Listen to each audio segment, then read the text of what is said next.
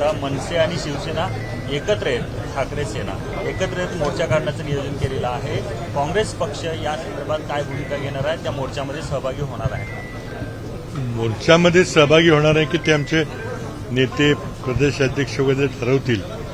पण मुद्दा असा आहे, माझा मूलभूत मुद्दा थोडा वेगळा आहे की आज केंद्र सरकार असेल, राज्य सरकार असेल, शिक्षणावरचा इतका खर्च कमी झालेला आहे की आपण किती 2 भाषा 3 भाषा ठेवा, शिकवायला शैक्षणिक सामुग्री नाही, शिक्षक नाहीत आणि इतकी दुर्दशा झालेली आहे. आणि आपण दुसऱ्या बाजूला भाषेचं वाढवत बसलेलो आहे. पहिल्यांदा मूलभूत मागणी अशी आहे, अलीकडच्या ज्या घटना घडल्या, अगदी म्हणजे सिंदूर, ऑपरेशन सिंदूरच्या वगैरे, त्यामध्ये आपल्याला काय दिसलं की जे देश विज्ञान तंत्रज्ञानाने जे गुंतवणूक केलेली आहे, जे पुढे गेलेत, त्यांची आपण बरोबरी करू शकणार नाही.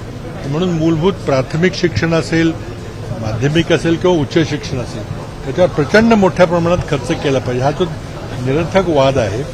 तर एक असं आहे की मराठी ही मातृभाषा आहे, ती असलीच पाहिजे, तिची सक्ती आहे महाराष्ट्रामध्ये. हिंदी ही राजभाषा आहे आणि एका दिशेनं देशाला लिंक लँग्वेज म्हणून त्याचा आहे. इंग्रजी ही ज्ञानभाषा आहे. आज इंग्रजीमध्ये जेवढं नवीन संशोधन होतंय, नवीन ज्ञान निर्माण होते, त्याच्या मला वाटतं 1% देखील मराठीत होत नाही किंवा हिंदीत होत नाही. त्यामुळं जो काही राज्यकर्त्यांचा एक थोडा प्रयत्न चाललाय की इंग्रजीला बाजूला करा, मग स्थानिक भाषांना महत्त्व कमी करा आणि मग सगळे एक चाललंय, तर एक राष्ट्र एक भाषा हा त्यांचा दृष्टिकोन आहे आणि त्यामुळे हा गदारोळ उठलेला आहे. आता त्यांनी थोडा त्यात बदल केलेला आहे. मराठीला कोणाचाच विरोध नाहीये. मला वाटतं विद्यमान शासन आहे ते देखील मराठीला विरोध करू शकणार नाही. परंतु ज्या प्रकारे नवीन शैक्षणिक धोरण राबवलं जात आहे, दक्षिणेमध्ये गदारोळ उठलेला आहे. सर्वांचं एक मत झालेली आहे की कुठेतरी हिंदी भाषेची सक्ती करून देशात काही कालानंतर एकच भाषा ठेवायची, ती हिंदी असेल. हे चुकीचं धोरण आहे.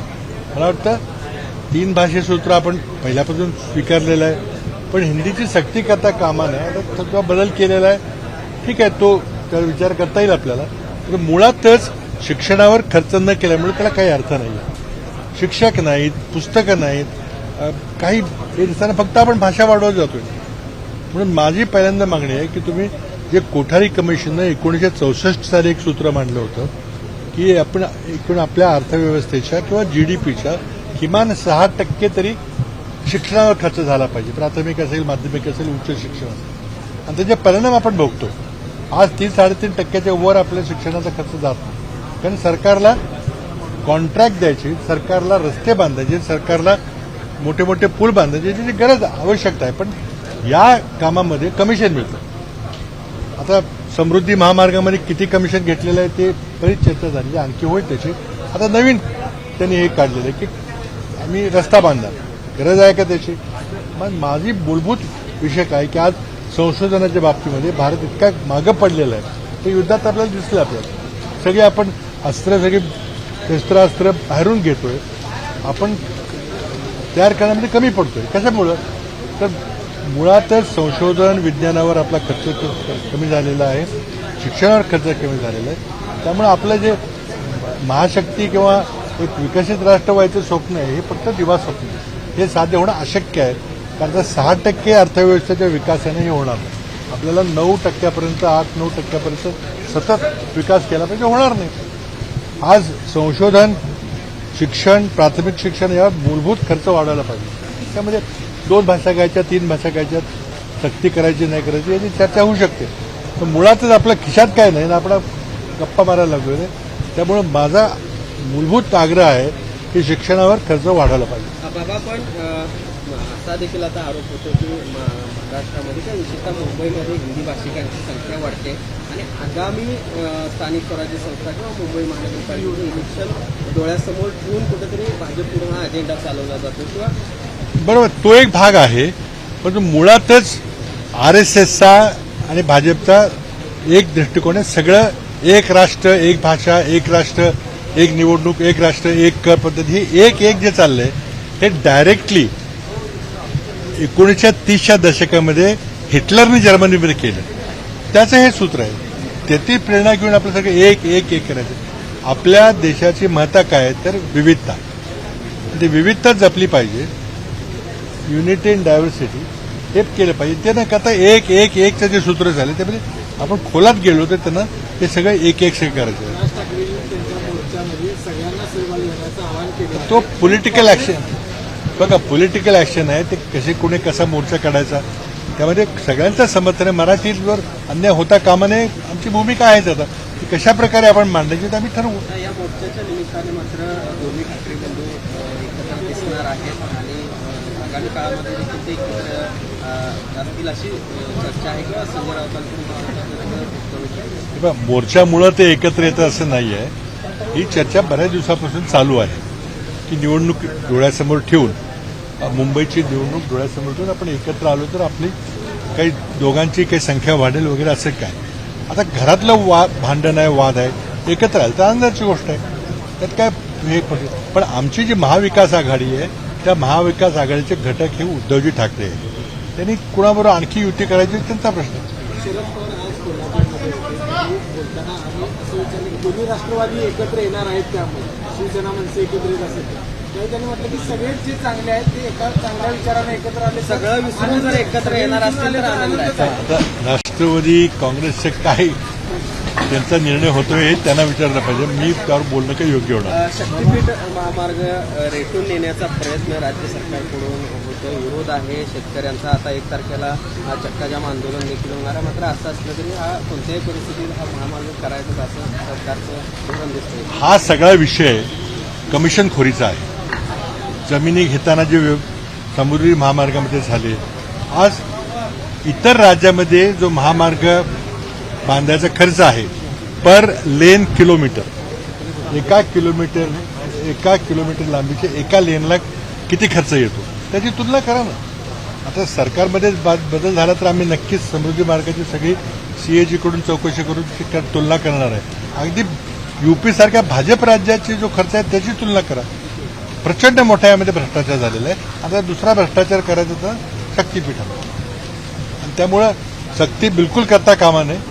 आहे त्या अलाइनमेंटमध्ये तुम्ही 2 ते 4 केले 4 ते 6 लेन केले तर ठीक आहे.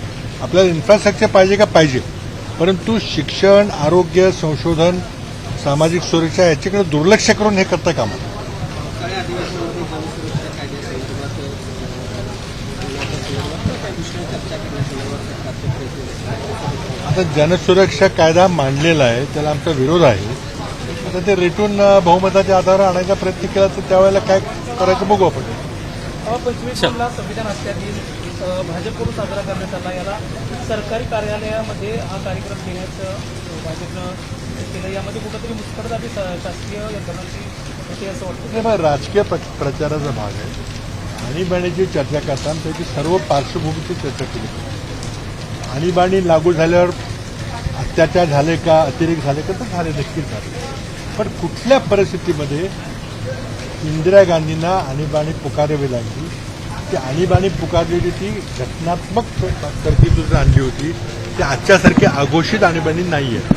आणि त्याच्या पूर्वीची पार्श्वभूमी आपण लक्षात घेतली पाहिजे. आणि कदाचित त्यांनी असा काही कडक निर्बंध केला नसता आणि त्यातून जर लोकशाही संपुष्टात आली असती अराजक देशात मागितलं तर कोणाला आपण दोषी ठरवलं. त्यामुळे जेव्हा इंदिराजींना लक्षात आलं की आणीबाणीच्या अंमलबजावणीमध्ये अतिरेक होत आहेत तर त्यांनी ताबडतोब ती थांबवून निवडणुका घेतल्या. पण राज्यात अनेक प्रश्न आहेत. असं असताना मात्र आपण बघितलं तर वेगळ्याच मुद्द्यांवर सरकारकडून किंवा सरकारमध्ये आमदार हे देण्याचा प्रयत्न आहे. त्याचं उदाहरण म्हणजे पुणेचं जे रेल्वे स्टेशन आहे त्याला थोरले बाजीराव पेशव्यांचं नाव देण्याची अचानकच मागणी मेगा पण नावं बदलून काही देश मोठा होत नाही. ठीक आहे, आपल्या हृदयात अस्मिता असली पाहिजे. आज कोल्हापूरला आलो की काल छत्रपती शाहू महाराजांची जयंती होती. आमच्या मनात ते आहे की समोर जाऊन तिथं हार घातला पाहिजे पुतळ्याला असं हे नाही आहे. त्यांचे जे विचार होते त्यांनी जे महान कार्य जे त्यांच्या करतात ते महाराष्ट्र कधी विसरू शकणार नाही. तर त्यामुळे थोरले बाजीरावांचं काम असेल. पण आता नावं बदलून रस्त्याची नावं बदलायची कुठं काय कशाला जायचं हा काही विषय नाही ना. मूलभूत विषय आज राज्य सरकार चालवणं अवघड झालेलं आहे.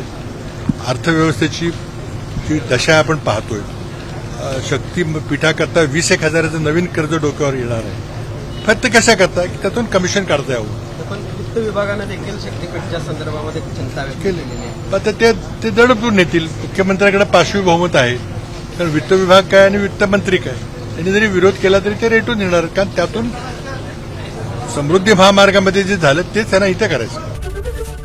एबीपी माझा, उघडा डोळे बघा नीट.